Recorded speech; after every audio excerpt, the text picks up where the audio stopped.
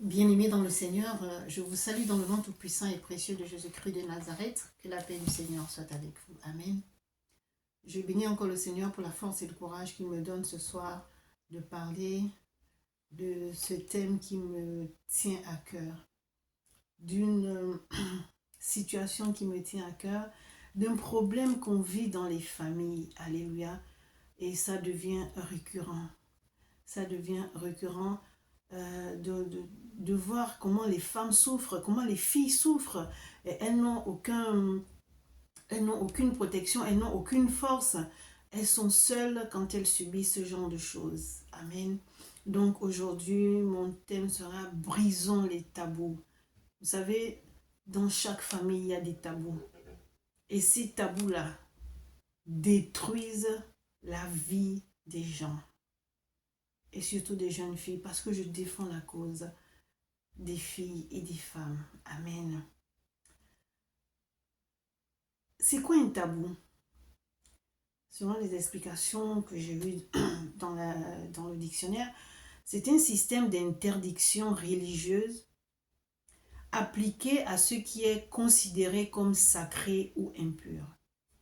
Ce sur quoi on fait silence par pudeur, crainte, alléluia, et surtout sur les tabous sexuels. Amen. Je vais lire 2 versets dans la Bible pour montrer au monde que ce sont des pratiques interdites. Amen. Donc, dans le livre de Lévitique, chapitre 18, au verset 7, la parole de Dieu dit ceci. « Tu ne découvriras point la nudité de ton père, ni la nudité de ta mère. C'est ta mère, tu ne découvriras point sa nudité. » Donc, l'enfant n'a pas le droit de voir la nudité du père ou de la mère. Excusez-moi. Ce qui veut dire que tu ne peux pas coucher avec ton fils, tu ne peux pas coucher avec ta fille. Amen. C'est ton fils, c'est ta fille. C'est ton père, c'est ta mère. Donc c'est une relation qui est interdite. Tu ne peux pas avoir des relations sexuelles avec ton père, avec ta mère, ton fils ou ta fille. Mais malheureusement, ce genre de pratiques, parce que ce sont des pratiques, se font dans nos maisons. Un père qui veut coucher avec sa fille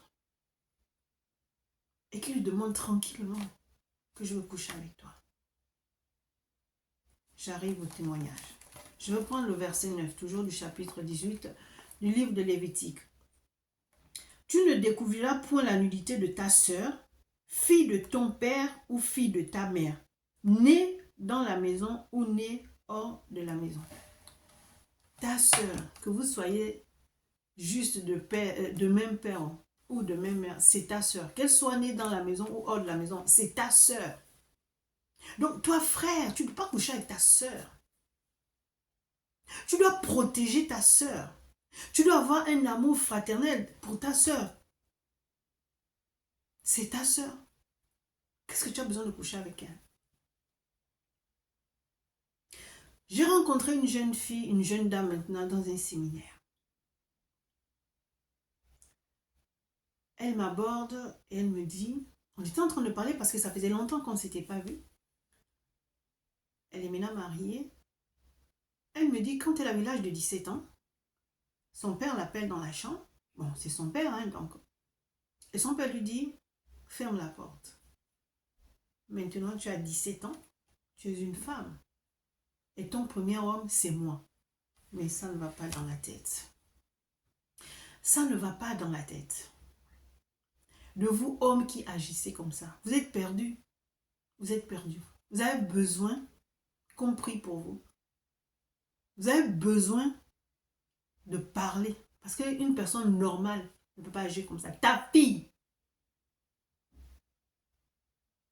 Alors, elle a regardé son père. Elle a dit à son père que mais ça ne va pas, non? Elle a ouvert la porte, elle a claqué la porte, elle est sortie. Elle est allée voir sa mère. Et sa mère de lui dire, qu'est-ce qu'on n'a jamais vu? Est-ce que tu vas faire un drame à cause de ça? Il y a des choses de la famille, il y a des choses dans les familles qu'on ne parle pas. Et ça, c'est toujours fait.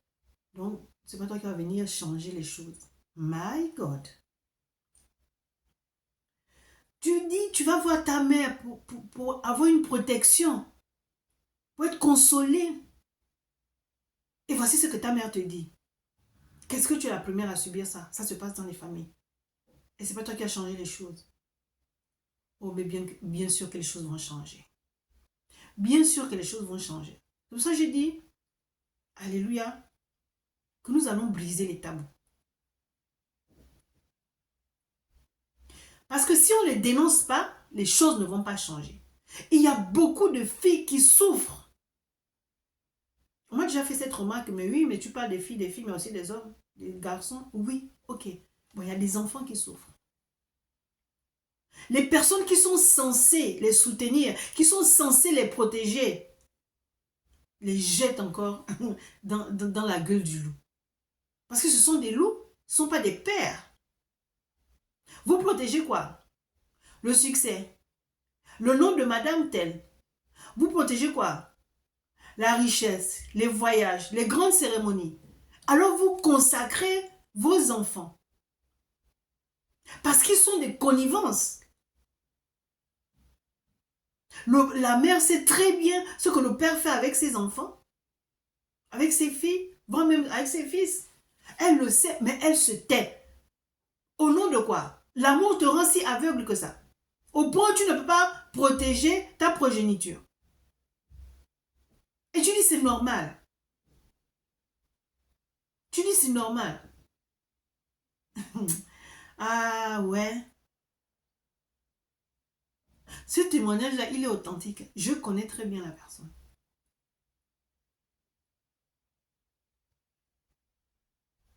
C'est ma cousine Germaine.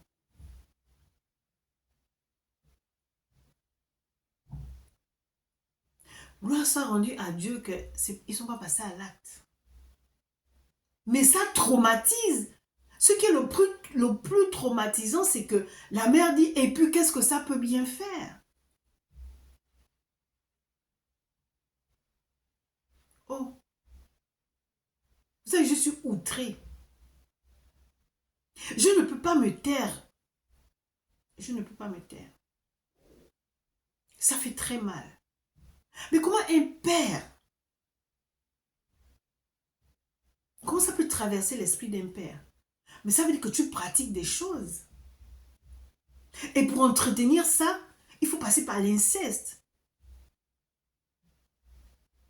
Et puis madame, elle est au courant et elle se tait. Non. Il faut vous repentir. Il faut vous repentir. Vous allez jusqu'à même coucher avec les copines de vos filles, qui sont vos filles. Vous avez des pratiques, vous avez des manières, comment attirer ces petites filles. Mais vous êtes maudits. Voilà pourquoi vous finissez mal. Alléluia. Donc, bien aimé dans le Seigneur, ce sont des choses qu'il ne faut pas cacher. Certainement, ces filles-là se taisent parce qu'elles ont peur d'être réprimandées. Mais ma cousine a été réprimandée par sa mère. La première personne vers qui tu cours, c'est ta mère. Mais quand ta mère te rejette comme ça, tu vas où? Tu te dis que mais si ma mère ne me croit pas, si ma mère ne me protège pas, qui me croira, qui me protégera? C'est peut-être toi qui tomberas sur ce message-là. Abonne-toi sur la page Mouvement de femmes abusées. Nous sommes les voix des femmes sans voix. Nous avons été libérés, délivrés, restaurés par Christ. Voilà pourquoi nous en parlons librement. Ce sont des sujets tabous qu'on ne peut pas parler librement. Mais nous parlons de ça librement parce que nous avons été sauvés. Et nous ne nous tairons pas. Parce qu'il faut qu'on sauve ces femmes et ces filles et ces garçons. Mais dis donc. Et vous n'avez pas froid aux yeux quand vous dites ça, quand vous faites ce genre de choses. Vous êtes serein, hein? Comment tu peux dire à ta fille, oh, mais tu es grande, tu as de belles formes, mais ma fille, fais attention. Fais attention à quoi? Est-ce que ce sont les paroles qu'un père doit dire à sa fille?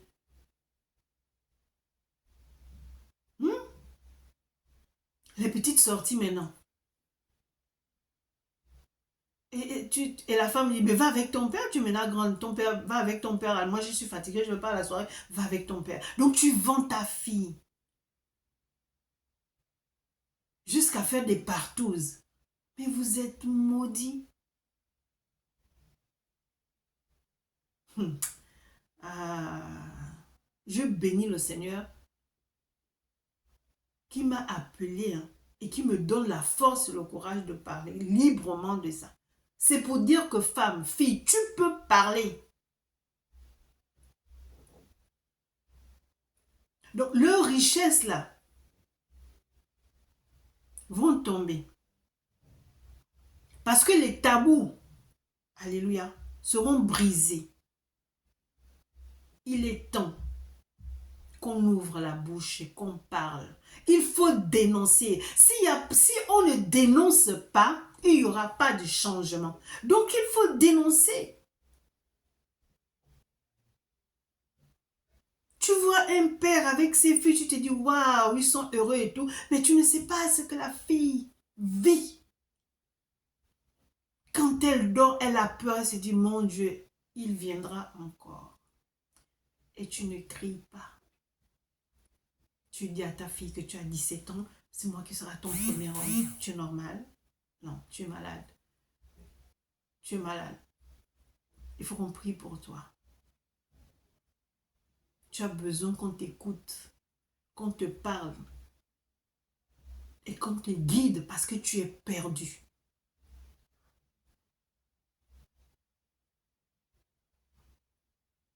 Tu es perdu. Alors, jeune fille, toi qui vis ou qui vit ce genre de choses, ou qui a vécu ça, tu n'es pas seule. Abonne-toi à la page Mouvement de femmes abusées. Il y a beaucoup d'associations qui défendent cette cause, qui luttent contre ça. Mais moi, je te parle du Mouvement de femmes abusées. Si tu connais une autre association, rapproche-toi de ces associations, mais ne vis pas avec ça, parce que ça va t'empoisonner la vie. Je sais de quoi je parle. Je sais de quoi je parle. Parce que je sais que moi, je subis ça, mais ça allait jusqu'à l'acte. Je me suis mariée. Quand j'ai dit à ma mère que mon mari est au courant de ça, ma mère me dit, oui, qu'est-ce que tu avais besoin de dire ça? Ce sont les choses de la famille. Oh! Les gens me disent, mais tu parles librement comme ça. Ta mère vit encore. Mais ce n'est pas que je manque de respect à ma mère, mais ce sont des choses que je dénonce. Il faut que le monde sache qu'il y a des familles qui vivent ça. Et il est temps que ça prenne fin. Assez, c'est assez. Trop, c'est trop. Que Dieu vous bénisse. Amen.